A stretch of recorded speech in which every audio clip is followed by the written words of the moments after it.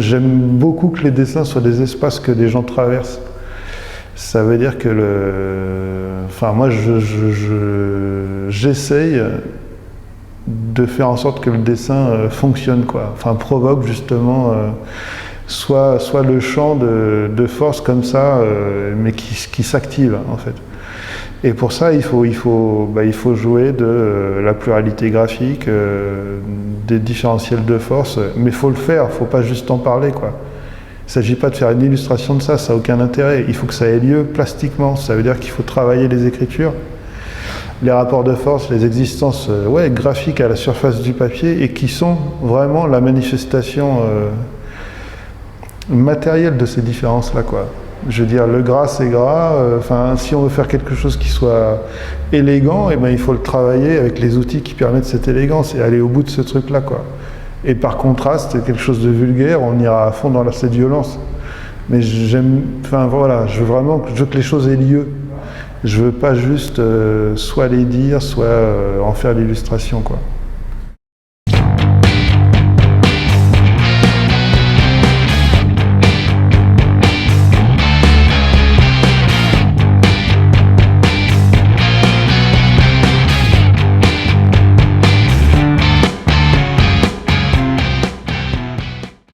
Je m'appelle Jérôme Zonder, je suis dessinateur, je suis né à Paris, j'ai fait mes études aux Beaux-Arts de Paris. À la fin des études, je suis allé à New York, j'ai accompagné en fait un pote qui était en échange là-bas. Il y avait une rétrospective sur le travail de Lucian Freud.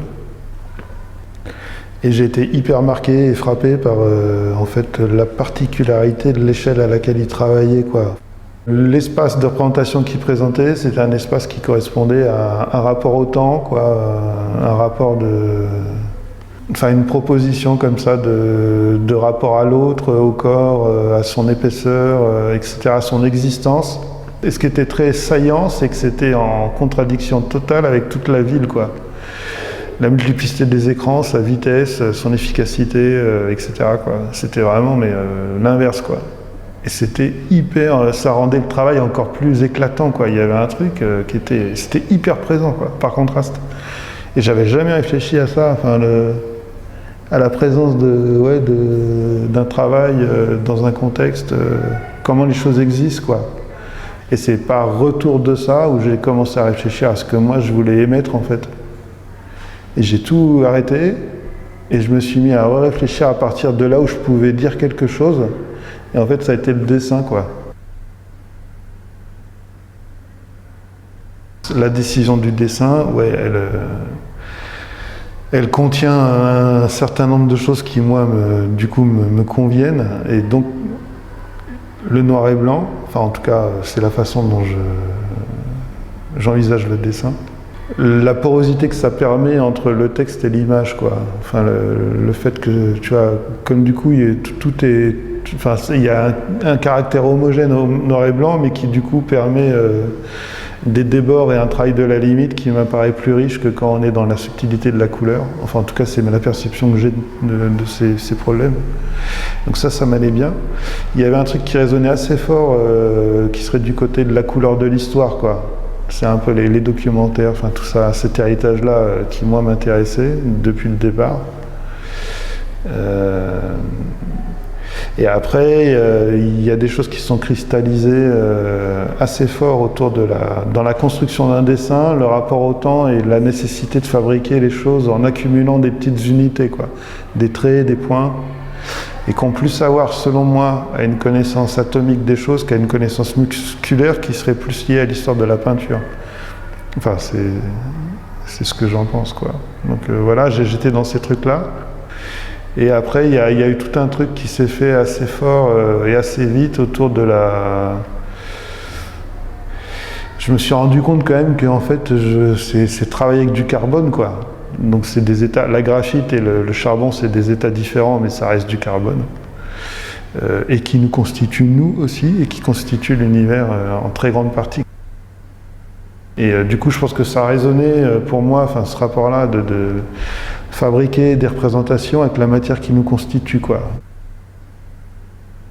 Il s'est trouvé aussi que dans moi, la façon que j'avais de concevoir le rapport au portrait, qui est la question qui m'intéresse, parmi toutes les questions de la représentation, il s'est trouvé que quand j'ai un peu cherché là-dessus, sur ce que ça voulait dire de faire un portrait, qu'est-ce que c'est que de percevoir quelqu'un, d'arriver à le représenter, et même au niveau neuronal, quoi. Il y a tout un... On va dire, il y a une partie de nous qui perçoit la chose et une partie de nous qui nous raconte la perception qu'on en a, quoi. Et c'est une espèce de va-et-vient entre ça qui crée... voilà, quoi. Donc la notion narrative, elle est rentrée aussi par ce biais-là. Et du coup, ça a été pour moi comme une espèce de logique à prendre en compte, quoi. Il y a aussi, ça veut dire, un sujet, c'est alors son aspect physique, les forces qu'on perçoit qui l'animent, la dynamique dans laquelle il est, etc. Et en même temps, il y a tout ce que lui, tout ce qu'il trimballe, tout ce que nous on trimballe sur lui qui trimballe. Il y a toutes ces espèces d'inserts comme ça, de relations narratives et qui font partie de ce qu'on doit traiter, quoi. Et c'est devenu plus ce truc-là, quoi. C'est une partie du matériau que j'utilise et avec lequel je travaille pour travailler le portrait, en fait. Dans la mesure où la sensation que j'ai du monde, c'est une sensation de très très grande amplitude de choses. Donc amplitude au sens où on est pris dans des écarts de vitesse, d'échelle, de temporalité, qui sont énormes. On est pris dans des connaissances comme ça qui nous dépassent. Il y a vraiment il y a un truc de la démesure dans laquelle on est et dont on fait l'expérience qui est une espèce de... qui est une constante, qui est un état de fait, quoi, qui du coup qui fait partie de nous, quoi, à partir de laquelle on existe, on se définit, on est contraint ou pas, on évolue, on involue. Il y a vraiment moi je sens ça comme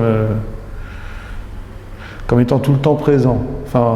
Et du coup pour moi ça rentre dans le fait de concevoir la représentation de quelqu'un.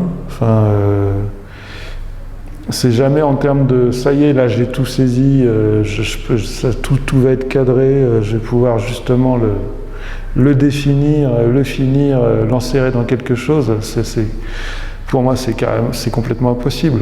Tout ce que je peux faire, c'est rendre compte des forces dans lesquelles il est pris, quoi. Et du coup ça veut dire de tout ce qu'il dépasse, de tout ce qui dépasse, de toutes ces espèces de chocs-là, quoi.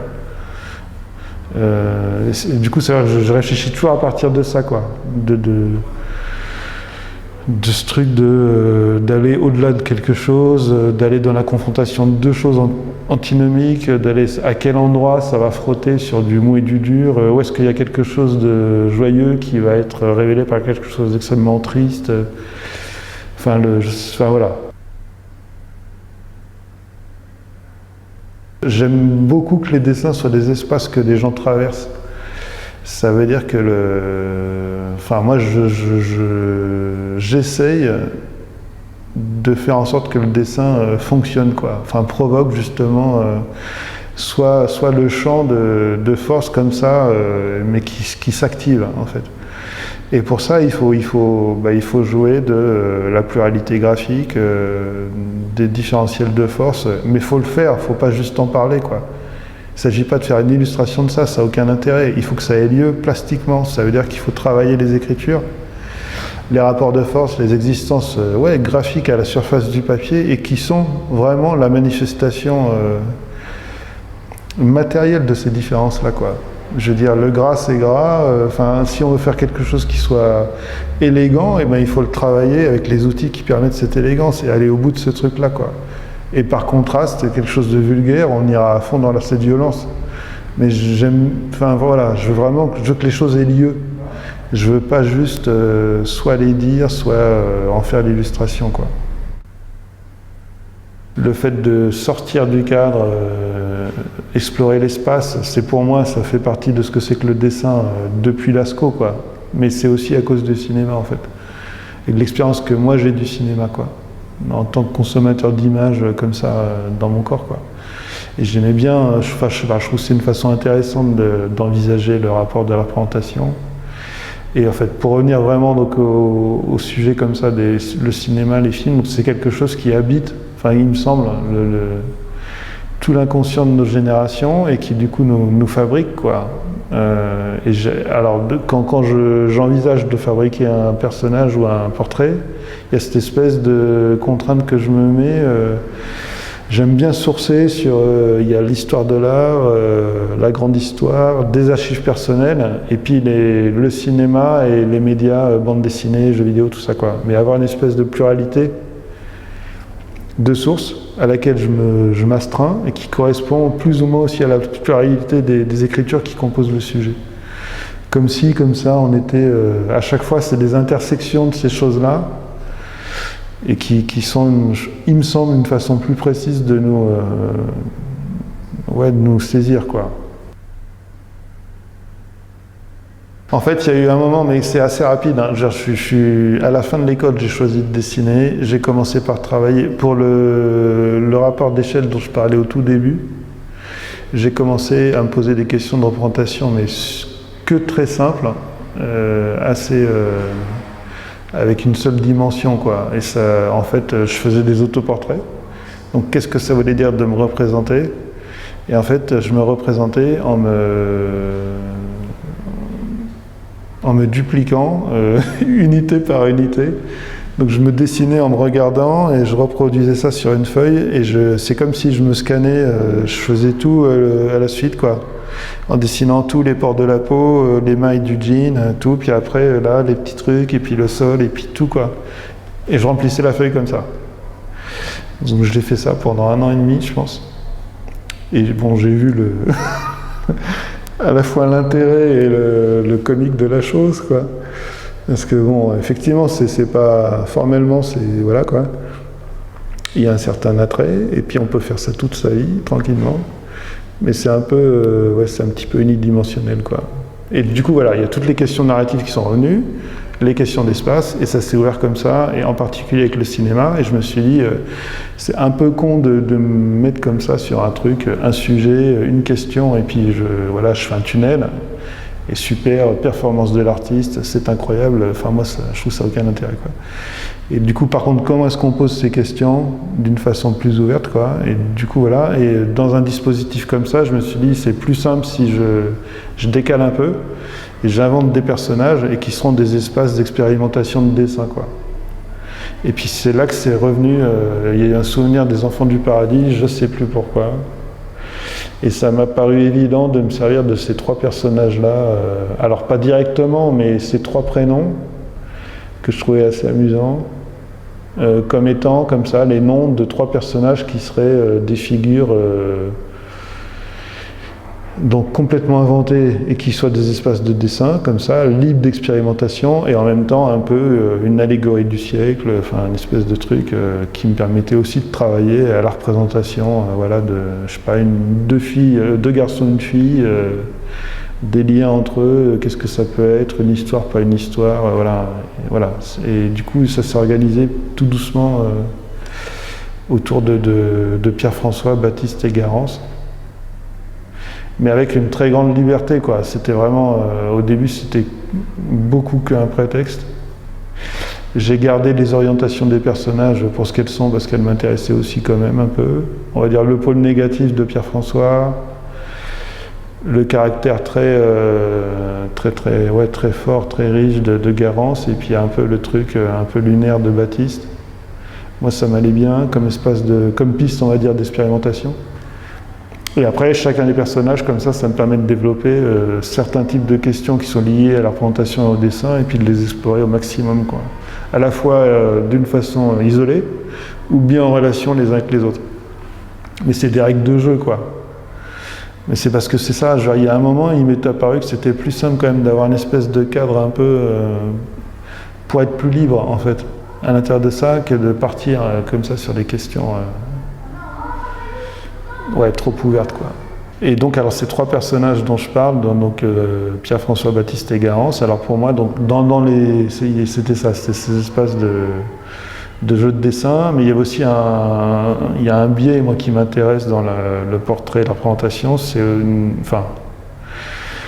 un peu une manière d'allégorie du siècle. Donc ça me permet de raconter ça, on va dire. Et du coup, je les ai fait naître en 2000, et ils grandissent comme ça depuis. Et du coup, ils ont déjà une propre évolution, quoi, et qui maintenant provoque des choses dans le dessin. Et ça, c'est intéressant aussi que le temps, il existe aussi dans l'évolution du travail lui-même, quoi.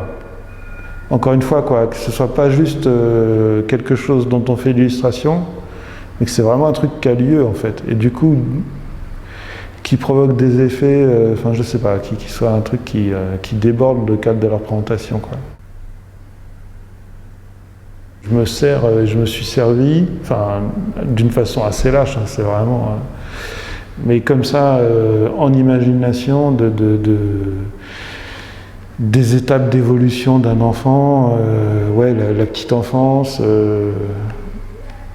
l'école, pas l'école, l'adolescence, les crises, je sais pas, des rapports amoureux, qu'est-ce que c'est que l'affection, ou bien le rapport à l'extérieur, chez les enfants, qu'est-ce que je peux utiliser ou raconter quelque chose, ou me raconter quelque chose dans le dessin avec le premier degré, le second degré, je sais pas, des rapports de...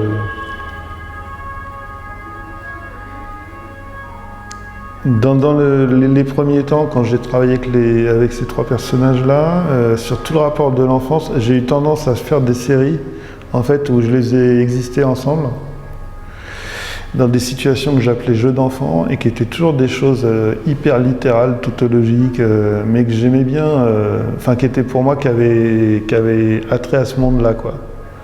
Et qui étaient aussi, mais qui m'intéressaient pour ça, c'était des singeries de ce que faisaient les adultes, en fait. Voilà. Et du coup, par ricochet, c'était une façon de réfléchir à la représentation, quoi. Parce que c'était donc des représentations d'enfants qui rejouaient des choses d'adultes. Donc il y avait une espèce d'emboîtement comme ça de jeu et qui me paraissait intéressante du point de vue du travail du dessin, quoi. Donc dans certains des dessins, il y a une notion comme ça où j'utilise l'image du reflet ou de l'écran ou du miroir, qui sont des avatars de l'image, en fait, quoi. Donc pour moi, c'est des portes, en fait. C'est pour signifier qu'il s'agit de passage, en fait. Le portrait, le visage, le corps, pour moi, c'est des espaces de passage. Et qui sont ouverts, traversant, c'est plus ça, quoi. Et qui sont habités par des dynamiques, des forces, et qui les structurent ou les déstructurent. Je veux que les dessins soient en activité, quoi, et que du coup vous passiez dedans aussi, quoi, que vous fassiez l'expérience de ces mouvements-là, quoi. Narratif et physique. Alors donc les trois personnages, ils évoluent donc avec le temps, comme ça, un peu comme des personnes vivantes. Et donc au début, je les travaillais ensemble. À partir de 2015, j'ai décidé de les travailler séparément, mais pour aller plus au fond de chacun d'eux, et du coup des possibilités de dessin que ça occasionnait. J'ai commencé par travailler sur Garance pendant 3 ans. Et après, j'ai commencé à travailler sur Père François, sur lequel je travaille encore et que j'arrive pas à épuiser, quoi. Donc l'exposition dans laquelle on est, elle s'appelle Sans issue, études pour un portier de Père François. L'année dernière, je crois que c'est l'année dernière, il y avait l'exposition chez Zierner de Crum. À cette occasion, j'ai relu certains des livres que j'avais, et Sans issue en particulier, et bon, ça m'a fait le même effet que d'habitude, quoi. Et du coup, je commençais à travailler sur cette série-là, et il se trouve que ça correspond à la sensation que j'ai de Pierre François en ce moment. Dans son recueil, il y a des tas de, je ne sais plus combien, mais il y a peut-être une dizaine ou une quinzaine d'historiettes, et qui sont mais c'est assez drôle parce que donc c'est toujours hyper bien dessiné. Donc du coup c'est très incarné, c'est extrêmement présent quoi. Les choses sont hyper là, mais d'une première case à une dernière dans chacune des planches et des séquences, et ça dit rien du tout quoi. Il n'y a aucun propos quoi, il n'y a aucun but, mais toutes les histoires, ça va nulle part. Mais même c'est carrément énoncé comme ça en fait. Du début à la fin en fait, rien. Et c'est tout comme ça. Donc après, peut-être il y a des gens qui supportent pas bien, mais on est quand même là-dedans, quoi. Donc c'est assez marrant d'être en capacité de le voir et de lui donner une forme, qui est quand même joyeuse, quoi. Parce que c'est assez drôle, en fait. Enfin, la façon dont il l'écrit, hein, dont il le dessine, quoi. Donc il y a ce contraste-là, moi ça me touche beaucoup, quoi. Et donc du coup, pessimiste. C'est sûr que je pars d'un personnage affalé. Il y a cette idée du tas, moi qui m'intéresse. Mais alors c'est plus en termes de dessin, quoi, que la géographie d'un corps, elle se résume à un tas de choses. Et puis alors jusqu'à où on arrive à encore percevoir un corps et comment est-ce qu'on arrive à percevoir l'hétérogène et le multiple du tas, quoi. Donc cette tension-là, moi j'aime bien. Et c'est la tension qui existe entre un sujet et puis toutes les images qui le structurent et le déstructurent, quoi. Donc c'est comment est-ce qu'on rend compte de ça, graphiquement. Moi c'est ça qui m'intéresse. Et du coup, jusqu'à où est-ce qu'on peut perdre ces repères-là, quoi. Et après, à une autre échelle, du coup c'est dans le visage, c'est la même question. C'est à quel moment, comment est-ce qu'on peut donner forme à des relations qui auraient l'air de dénoncer un visage ou une tête ou un rapport au portrait, et puis en même temps qui le mettent en péril, quoi. Parce que qu'ils le bouffent, qu'ils le contrarient, qu'ils le brouillent, etc., quoi. Voilà. Le background, c'est ce personnage de Pierre-François qui vit dans le monde comme ça dans lequel on est, le monde de médias, de trucs d'écran, etc., machin, de self-contentement, narcissisme, tout ça, et qui veut être une star et qui n'est pas une star et qui donc s'abîme dans tous ces espaces-là, quoi. C'est ce que je me raconte et c'est ce qui m'aide à passer d'un espace à l'autre. Et une fois que j'ai ça, après il y a des espèces de moments, d'images, de mémoires de films, de bandes dessinées, de jeux, de choses qui m'ont marqué, où j'ai croisé, où je croise encore par hasard, et qui vont nourrir cette trame-là. Et donc je vais faire un espèce de premier glanage, et après je vais retenir, on va dire, une dizaine d'éléments, quoi. Et là, ça fait 2 ans et demi, 3 ans que je travaille qu'avec ça, en fait. S'il y a une image d'un film, pour moi, c'est une façon de faire rentrer le film en entier, quoi. Ou bien la musique, ou bien... c'est assez multiple. Et du coup, ça s'amalgame en passant d'un niveau de sensation à un autre, en fait. Et ça se colle comme ça, quoi.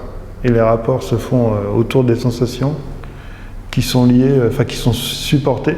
Les images, c'est des véhicules de sensations, quoi.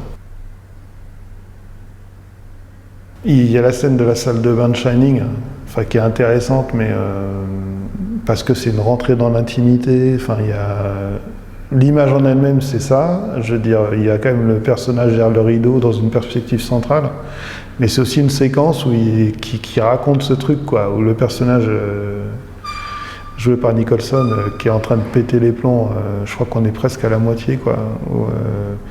Il commence à revisiter avec sa folie l'hôtel et il se met à voir des choses. On ne sait pas trop s'il fantasme ou pas, quoi.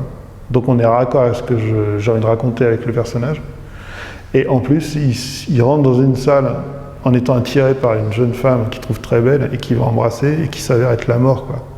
Donc ça fait partie aussi du rapport que le personnage entretient, cette espèce de fascination mortifère avec les écrans, en fait, quoi. Donc ça... À chaque fois, j'aime bien quand ça colle aussi avec ce que je veux dire, même si c'est pas... tout ça, c'est pour moi, quoi. Vous n'êtes pas obligé de... si les gens ne le voient pas, ça n'a aucune importance. Mais Je sais pas, ça rentre dans la façon dont je construis et comment ça s'articule avec le reste, quoi. Le Larry Clark qui revient tout le temps, c'est aussi un peu pareil, parce que c'est à la fois l'image de Kids, avec le couple comme ça dans le canapé, et le truc iconique avec la couverture de Libé qui a fait un peu un scandale avec le Kids quand il était exposé, je crois que c'était au Grand Palais ou je sais pas où. Et il y avait l'image qui avait été interdite parce que c'était de la pédopornographie, tout ça, machin bidule. Et qui est vrai, mais qui fait aussi partie de la pornographie, de la fascination des images et du monde dans lequel un type qui est assailli par ces pulsions-là, il est pris dans ces trucs-là, quoi. Et c'est pareil pour le reptile, c'est pareil pour le vendredi 13, genre le serial killer qui est l'image presque, comment dire, absolue du consommateur en fait, quoi. C'est j'ai mon désir, je l'assouvis et voilà, quoi. Enfin, il y a tout qui s'organise autour de ces trucs qui sont des espaces de projection du personnage et en même temps, en tout cas pour moi, aussi des moments du personnage, quoi. Comme si c'était lui qui vivait ça, quoi. Cette accumulation-là, enfin, c'est un écho assez fort. Enfin, c'est Pierre François aussi parce que ça fait écho au personnage de Lassner dont il est l'origine dans Les Enfants du Paradis et qui est un pervers narcissique mais extrêmement réussi, quoi. C'est pas copier-coller, mais ce genre d'écho. Enfin, je suis content quand ça coïncide comme ça, ouais.